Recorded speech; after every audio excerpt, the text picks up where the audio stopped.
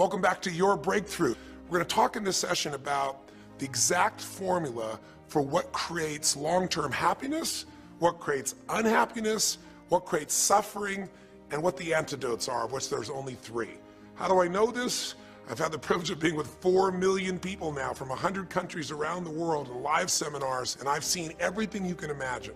I mean, from the most successful people in the world to the singularly most challenged people you could possibly imagine. I've dealt with people with multiple personality disorders, 52 different personalities, and how to put them back together.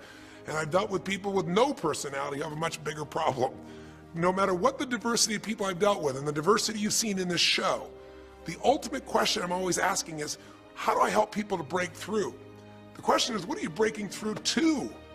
In essence, all of us at some level to feel alive have to always feel like we're growing. When people ask me, what does it take to be happy? I always tell them one word: progress. Progress equals happiness. Even if you're not where you want to be yet, if you're on the road, if you're improving, if you're making progress, you're going to love it. You're going to feel alive. On the other hand, it doesn't matter how successful you are. If you stop growing, you start dying inside. Now, how does this relate to this session on breakthrough? Well, I'll say it's really simple. If you and I want to know what it takes to be happy, we have to understand what is our current blueprint of how our life's supposed to be. Now, what do I mean by blueprint? Well, we have a story in our head of how life's supposed to be. Some people's story is you work hard in school, you become really great, you're a nice person, you're a good person, and then you grow up and you take care of yourself and you find the ideal man and you fall in love and you have a white picket fence and you have 3 perfect children and you live happily ever after. Somebody else's story, the old story was, you work really hard in school, you excel in college, you go to work for a big corporation, and you move up through the ranks until you're the president or chairman of the company, and you become successful and respected throughout life. These are some old stories. Obviously, the stories that we hear today of what people's lives are supposed to be like are completely diverse. We no longer have these little archetypes, but one archetype still seems to remain. And that archetype is, in order for you to really feel like you're enough, many people believe they have to achieve an enormous amount. They may do it in different ways. They may do it by building a company and taking it public when they're 27 or 25 years old, or they find and create a new technology, or they become a very special doctor. But we live in a culture in the West that teaches people that you're not enough unless you do something really special and unique, and we define special and unique in interesting ways. A school teacher is not special and unique. A mother who stays home with her children day and night, sculpting their minds, their bodies, their souls, and their future is not special. We live in a world today where we treat teachers like they're nobody and pay them accordingly, and we wonder why our children seem to have challenges in learning and growing or being engaged in school. When we spend thousands of dollars on some item like a computer, but what we look at overall, we invest in for the teacher and for that person who's the personal connection with them is so small. We live in a society where many women look down and say, well, you're just a housewife, you're just a mother. See, some of the pain we have in our society is not because there's one right or one wrong approach, but because we try to make everybody fit into some particular approach to life. Here's what's going to make you happy or make you unhappy in life. It's real simple. Let's do a quick test. If you're in a situation right now where you look at your life, I know there's an area of your life that you probably feel pretty darn good about. Even if you're not happy with your finances, I bet you feel damn good close to your kids. Or if you're not close to your kids, maybe you don't have any kids, maybe you feel really good about your career. If you're doing not so good in your career, maybe you got a really great body that you've trimmed down or strengthened up, or you really shaped yourself the way you want, muscularly, or in the way you look. Or if that's not happening, maybe you feel a really special connection with God, or really close to your mother or father or your family, whatever. Almost everybody has an area of their life they feel really good about if they're honest and if they're fair to themselves. What's an area of your life you really feel happy about? And I want you to think about it for a moment, truthfully. What's an area in your life today that if you wanted to be happy about it, you really could feel proud about it? You could feel like it's an area you're doing darn well in. And if you're really hard on yourself, there's still an area. What's an area? I want you to think of it right now. And I want you to think of that area, whether it's your body or your finances or your career or your intimate relationship or your relationship with your kids or your relationship with your creator, whatever it is. I want you to think about, why are you happy with that area of your life right now today? Why are you happy with that area of your life right now today? Really think about it. If you were in a seminar with me, I'd have you write this down. And if you can put me on hold here for a second, because I'd like to reveal to you what the formula is for happiness. And if I say there's a formula for happiness and here's what it is, you're going to go, yeah, sure, that's what he says. But if you put down the answer and we can see the formula is real without me telling you what it is, you get to look at your own life and say it matches. You're going to know this is right. So you could stop this right now if you want, put me on hold, and just write down what's an area of your life you're really, really happy about, you're really pleased with, or you could be if you wanted to focus on it. And why are you happy with that part of your life right now? Even if you're not happy with everything, what's the area you're happy with and why? Put me on hold right now, or if you're not going to do that, just think for a moment. Why? Specifically, be real. Why? Now, when I ask this, if you turn me back on now, if I ask this of an audience, I'll have people write this down for a few minutes, and I'll call on people, and I'll say, share with the person next to you first. What are you happy about, and why are you happy in that area? And be specific. And after they share, I'll have people stand up, I'll call on a variety of people, and I say, ma'am, tell me, what are you happy about? And she'll say, well, honestly, I'm really happy with my body. She goes, I never thought I'd say that, but I used to be so unhappy with it, and you know, I did some things, I pushed myself through, and now I exercise regularly, and you know, I'm not perfect, but I feel fit, I feel strong, I feel energetic, and that's really, I don't know, it just feels good to me. Now, I say to everybody, I'm now going to show you what the formula for happiness is, and it's real simple. I want to reveal it to you so you don't ever forget it. Whenever you're happy with an area of your life, it's because right now, your current life experience, I call it your LC, your life conditions, the conditions of your life conditions in that area match or are equal to your blueprint, your story, your belief about how life should be in that area. So this woman says to me, I'm really happy with my body because it's not perfect. Her blueprint is I don't need to be perfect, but it's so much better than it was. I'm fit and I'm strong and I have this energy. Her mental blueprint says I should be fit, strong, and have energy. I don't need to be perfect, but I should be that way. Well, when my life, my body matches how I think it should be, I feel good about my life. I'll ask somebody else. I'll say, you know, tell me an area you're happy with. Someone else will say, well, I'm really happy with my career. And why? Well, I'm doing better than I even thought I would be. I mean, I'm ahead of the schedule of where I hoped I'd be at this stage. I'm working at this level in this company, and I have these skills and this ability, and it's even better than I thought. Well, once again, listen, this person's happy with this area of their life because their current life conditions in the area called their career are even better than they expected they would be, better than their blueprint, better than their belief of how it should be. If it's really better, you tend to be over the moon. One woman would say, you know, I gotta tell you, I said, I'm the happiest I've ever been in my whole life.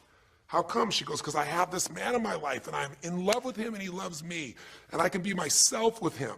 And we have this incredible intimacy and this passion and we want to be with each other all the time and I never get bored with him. Well, what's her blueprint? You want to be with somebody that you can have total intimacy with, somebody who you love and loves you.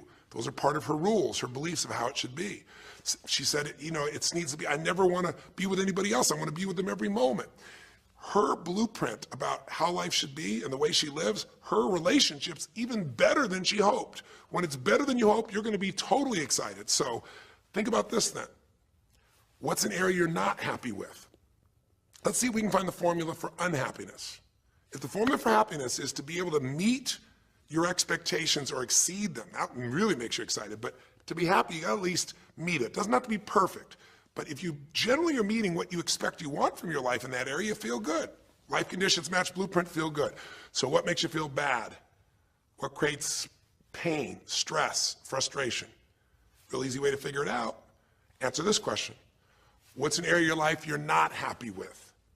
I mean, be honest with yourself. And even if your life is great in all kinds of ways, I'm sure there's an area you'd like to improve. Anybody who's honest, if they're doing great in their career, very often they don't take care of their body so much. If they're really focused on their body, you know, very often they find themselves in a position where they're not spending enough time with their kids. Or if they're spending time with their kids, their intimate relationship's not doing so well. Because it's the nature of human beings to focus on areas they feel comfortable with and strong in and give those time. And the areas they don't feel so strong and they go, I don't have time for it. What they're really saying is, I don't feel very competent in that area. So what's an area of your life that you are not as happy with? I mean, it's healthy, honestly, to look at areas and say, I don't like it, I want more. This whole concept of a breakthrough is about how do I close the gap between where I am right now and where I want to be. That's what we're here to do. It's like, here's where I want to be, here's where I am. It's healthy to see there's a gap. That makes me have this hunger, this drive to grow, to feel alive, to expand as a human being. So what's an area you're not pleased with? Is it your body? Is it your finances? Is it your career? Is it your spiritual life or lack thereof in terms of feeling connected in that area? Is it your kids? Right? What's the area? What's the area that's not where you want it to be? And then answer for a moment, why aren't you happy with that area of your life right now? Why specifically today are you not happy with that area of your life at this stage of your time of your life? Again, you can stop this and write it down. Might be useful for you. Or if you're going to keep it running, you can stop it and you'll turn it right back on and I'll kick into it. Do that now. Or if you kept it running, then just I'll give you what happens. I have people write this down and they don't like this exercise so much. Well, I don't like my body, or I don't like my finances, I don't like my career, I don't like the person I'm in a relationship with, I don't like myself the way I'm in relationships. Why? And they write it all down. Have people share back and forth. I call on people, and the lesson's pretty clear. I tell people in advance, here's the formula for unhappiness. I'll show you before you do anything else. When your life conditions, the way you're living your life today, does not match, it doesn't equal your blueprint, your story of how it's supposed to be, then you're going to have disappointment, frustration, or pain. If your life is way different than the way you think it's supposed to be, you can have enormous pain. If it's a little different, you might feel stressed. Make sense? So people stand up and they say, tell me, what's the area you're not happy with? And the person says, well, I'm really not happy with my finances. And I go, why? And they say, because I'm doing worse now than I was 5 years ago. I made mistakes in the market, and at this stage of my life, I should have this much money, and I don't have it, and I don't know how to change it, and it's making me crazy. And why are they crazy? You say, well, because they don't have their economic needs met. No, you can not have your economic needs met, and you can still be okay, but when you have an idea, this is what my need is, and I did the wrong thing, my life doesn't match how I'm supposed to be, that's when people get a little crazy. See, think about it. If you grew up taking care of folding your own clothes, making your own meals, going to the store, doing the grocery shopping, cleaning the bedroom, cleaning the house, vacuuming, taking out the trash, and you did that your whole life, then if you have to do that later on, you don't feel like you have economic pain because you don't have a maid. But if you grew up in an environment where everything was done for you, you never have to work, and now suddenly you have to work incredibly hard to just pay enough money to pay your bills, and all of a sudden food is building up and the house is dirty and your clothes aren't folded and nothing matches, you might find yourself really angry and frustrated because you have a different story about how life's supposed to be than how it is. Someone else will say, well, I'll tell you why, because I'm in a situation now where, I'm 30 pounds heavier than I should be. Should be is the key word. There are people in all cultures who love being big. There are people that will walk around and someone else might think they're massively overweight, but they're going, I own this, honey, and they really, truly, they match their blueprint. Big is beautiful, because their idea is big is beautiful. I'm big, that's beautiful, matches my blueprint. Rock and roll, I'm happy as can be. Somebody else can look like a twig and be stressed out saying, I hate my body, because their blueprint says I should be the skinniest thing on earth, and I'm not skinny enough. Am I making sense? When your life conditions don't match your blueprint, you're going to have pain. But here's when you suffer. When I ask people, who here has been through the dark night of the soul? Who's been here in a situation where you feel like life isn't worth living, or we feel like a pain that just will never go away? And a lot of people write down those experiences, like Joaquin. So you'll begin to understand what the issue is I'm talking about here. Joaquin, if you recall, was in a situation where this man felt like there was no reason to live. He couldn't work, he couldn't do anything, his life was worthless. Why did he think that? Because he had a blueprint. And his blueprint said, I need to be an NBA basketball player, at least a professional basketball player. I need to be able to make money and have this great lifestyle, because that's what makes me worthwhile as a human being. That's what makes my family respect me, my mother, my uncles, my aunts. I'm the successful one in the family, and I make the money. I support everybody. He's a good man. He didn't come just to be successful. He took care of his mother, his family. He tried to be an inspiration for people. Joaquin Hawkins is a man who was always going out on his free time and training kids and showing them the pathway to freedom, how they could play basketball and get free like he did and get out of the inner city. So this man is not a selfish man, but he knew this is the way to be worthwhile. This is the way to be able to give to people. This is the way to take care of your family. And all of a sudden, one night, what happened? That way was taken from him. He has a stroke. And in the middle of the night, his life conditions make it impossible to be who he has to be, or he feels like he's worthless. You get it? We have an identity. We have a story of how we're supposed to be. And if life somehow gets in the way of that story, we feel pain. But if we feel we have no control, that's when we go into suffering. See, it's one thing to say my life doesn't match my blueprint, I got to lose weight. That might stress you out. Or my life doesn't match my blueprint, I'm not in a relationship, I got to get in one. That might motivate you even. You might not like it, but you're going to find a way to get in one. Or my career doesn't match how I should be, you could change it. But when you start believing that your life doesn't match your blueprint and you have no control to change it, you're helpless, that's when people suffer. And so this week for your breakthrough, it's a chance for you to start to take a look at your blueprint anywhere you're really having pain. Hey, look, if you're doing great in some area of your life, celebrate it, of course, and I'm sure there are many areas you are. But life is really a series of growth spurts. I mean, two things in life make you feel alive: growing and giving. And what's really wonderful about this man, Joaquin, is he was constantly growing, trying to get better, trying to be a better teammate, a better basketball player. Think about it. When he didn't make the teams and he didn't make the NBA, he didn't give up. He worked even harder. The guy was always striving to become something. And he became it, and he achieved it, and then life took it from him. Isn't that the common denominator with so many of the people in the stories of this 6-part series that you saw, these 6 specials? I mean, Frank and Kristen had a blueprint of what life was supposed to be about. We're supposed to get married and have children, and we're going to have our own business. And all of a sudden, life doesn't match the blueprint. And suddenly, there's depression. Because in their case, they said there's nothing we could do. But they were wrong. They were wrong because they discovered, and Frank discovered, I can make a difference in my wife. The chair, even though I didn't create this and didn't ask for it, this chair does not define me. I can become more than I was before. I can have the impact with my wife. I can have children. We had to change his blueprint because we couldn't change all the conditions of his life. Does that make sense? I couldn't get him to physically walk again. Maybe someday he will, but we can't count on that. What we got to count on is that he can be fulfilled by seeing he isn't helpless. And I did that through a series of experiences that violated what he thought he couldn't do. The same thing was true with almost every one of the people we worked with at some level. And in Joaquin's example, it was also true. Joaquin said, well, I can't ever have this quality of life again because I'm not a professional basketball player. And he was locked into that mindset, and all of us get locked at times. But to his credit, to a system of steps, we were able to break him out of that. We were get him to see that he isn't helpless. Because here's your choice. Watch this now. If you're suffering, if you're in pain, your life doesn't match how you think it should be, and you think you're helpless to change it, now you have only 3 choices. Choice 1, blame something. And that's what Joaquin did, if you recall. He blamed his coach, he blamed what happened to him, and of course these things were outside his control.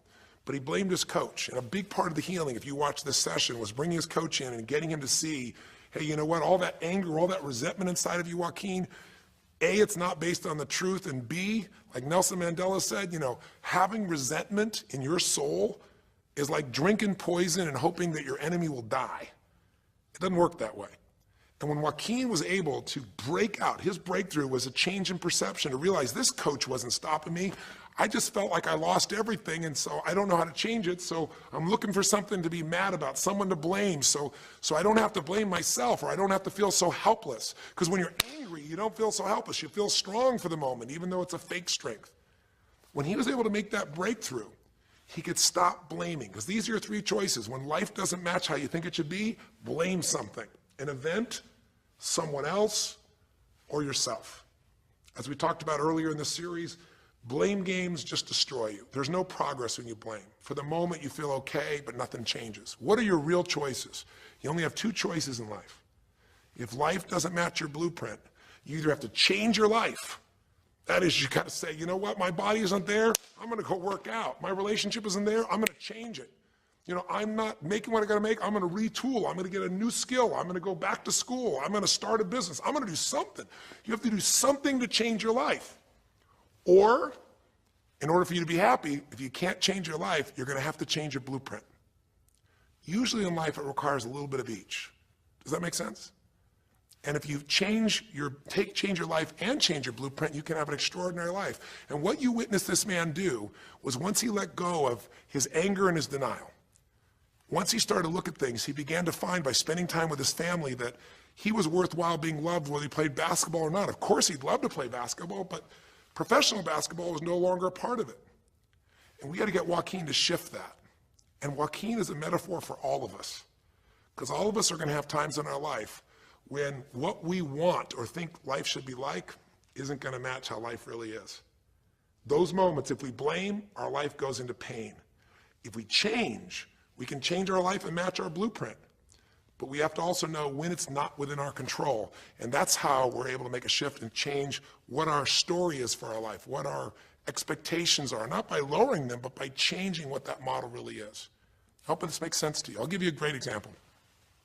Years ago, I do a lot of work with business people, celebrities, people of all kinds of walks of life. And I was dealing with a group of people, and they knew a very, very powerful celebrity. And to give that person privacy, I won't tell you too many details, so you can't figure out exactly who it is, but it would be a person who was very successful as a woman, who was extremely attractive by cultural standards, a woman who's had a lot of dear friends, a lot of deep respect, so great skill, great ability, extremely talented, quite attractive, quite wealthy in financial terms, and lots of great friends. This would be, for most people's idea, the ultimate blueprint. If your life matches that description, you must have an incredible life. But ironically, this particular individual, as famous as they were, was depressed all the time. They had seemingly everything, and yet the person was depressed. How do you get depressed when you're smart and you're strong and you're beautiful and you got great friends and you're rich and you're famous? Well, it's real simple. People said, I don't know what it is. Everyone's tried to help her. She's been through counseling. She's got all these different drugs. Nothing's working. She's taking antidepressants and she's still depressed, which is not uncommon, by the way. Because if you change the way you feel physically, but you still see your life doesn't match how you think it should be at some level, and you feel like you're helpless to change it, you're going to be depressed. So I said, bring her to me. I said, I can help her. I know that sounds like hyperbole, but I absolutely can help her. Well, how do you know that, Tony? Because I already know what the problem is.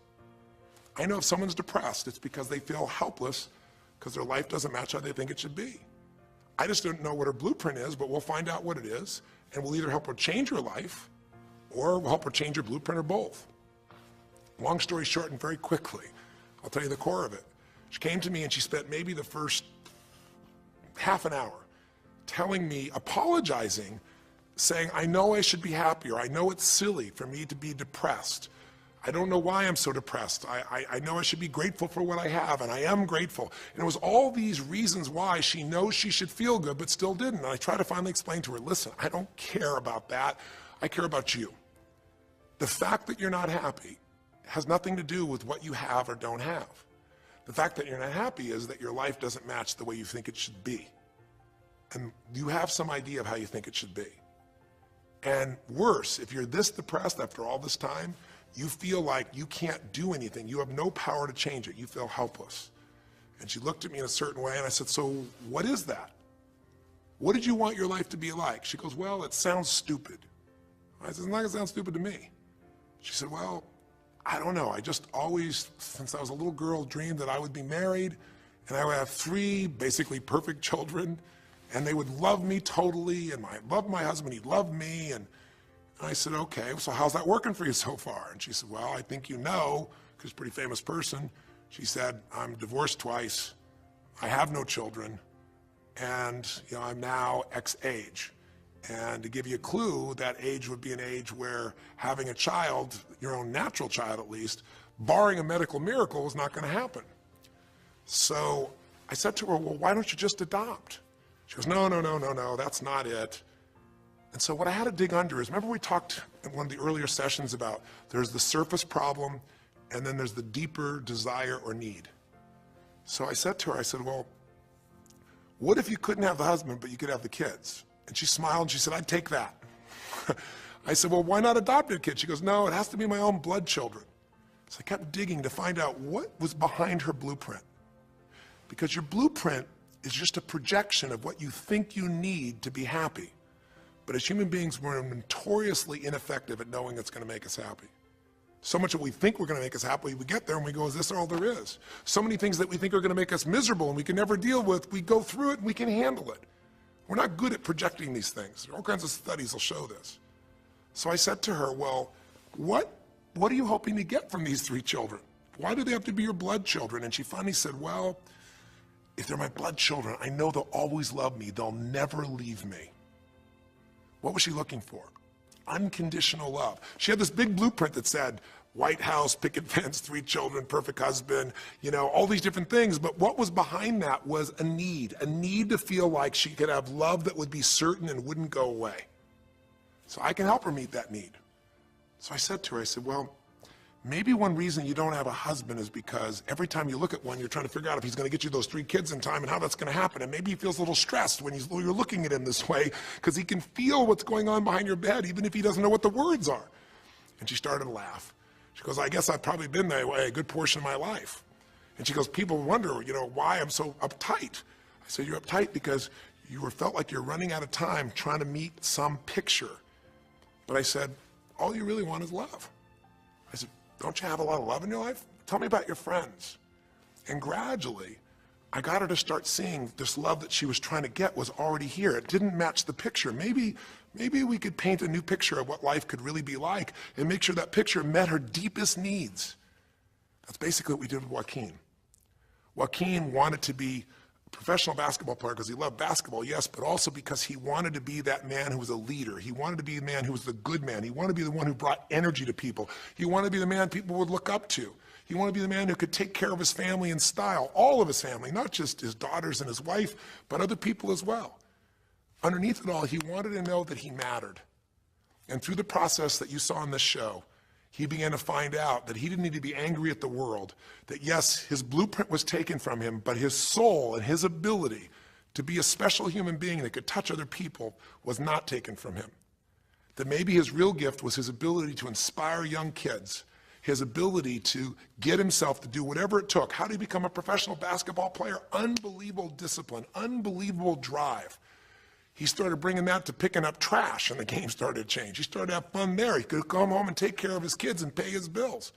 That doesn't solve everything, but it gives him a way to suddenly regain himself. When he sat around with all of his family, and you saw part of those scenes, and if you watch little areas of browsing this week, you'll see some more scenes from his family where you see him beginning to realize they love me whether I'm rich or poor. They love me whether I'm a professional basketball player or not. They love me.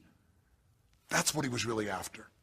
And when he got that, it allowed him to let go and say, I can do other things. That doesn't mean he won't have challenges. We're all going to have challenges in our life. It doesn't mean that at times he won't wish he's doing more. But he's no longer stuck. He's broken through because he now knows I have control. I can change my life or I can change my blueprint. And when I do, I can fulfill it. I can start to feel that aliveness. Now here's the trap. What do you think happens once you fulfill your blueprint regularly? Once you figure out how to do what you always dreamed of? You always dreamed to live a certain way, and now you're living that way every day.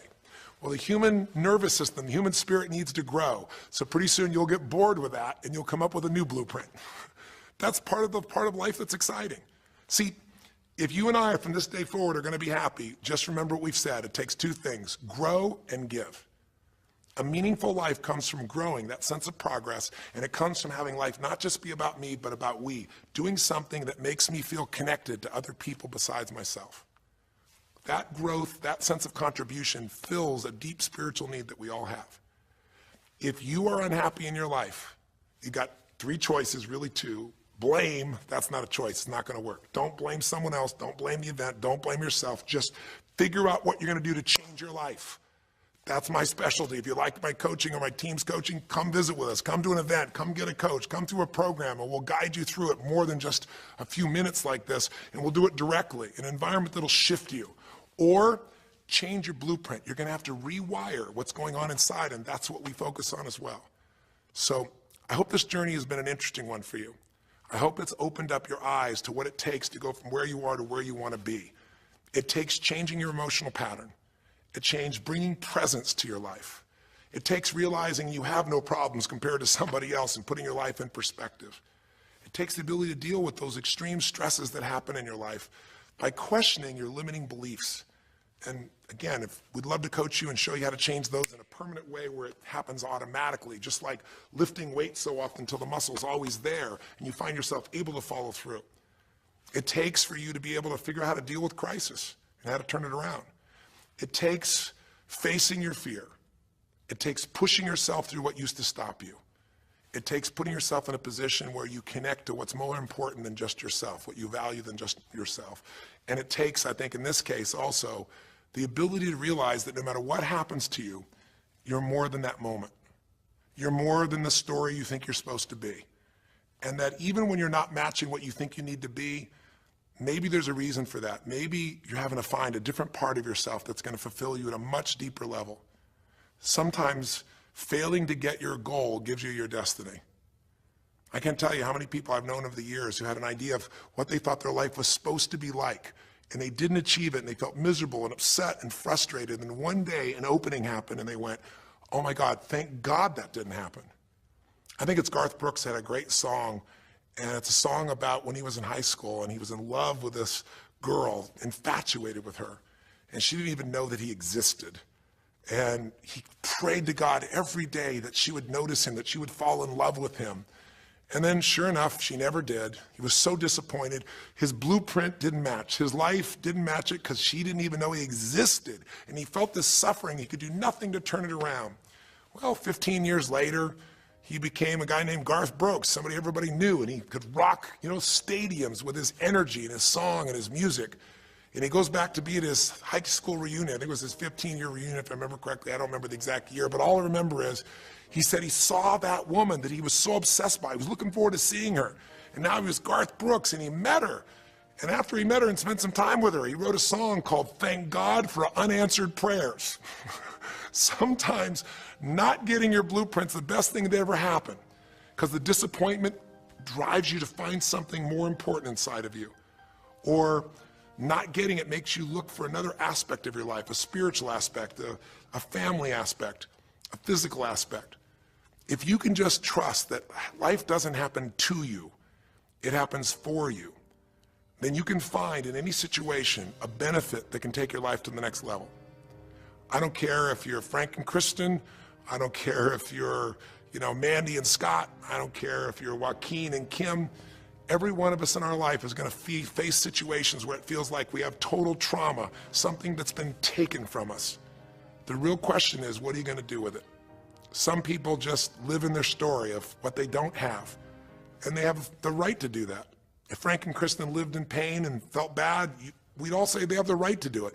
It's the difference between what you have the right to do and what you deserve to give yourself and others. We have the ability to transcend whatever happens to us. There's something called post-traumatic growth. Very few people know about it. Two people go through the same stress, one's destroyed, the other grows. What's the difference? The people that grow will not give up. They don't have any excuses. They find the way to break through whatever it takes.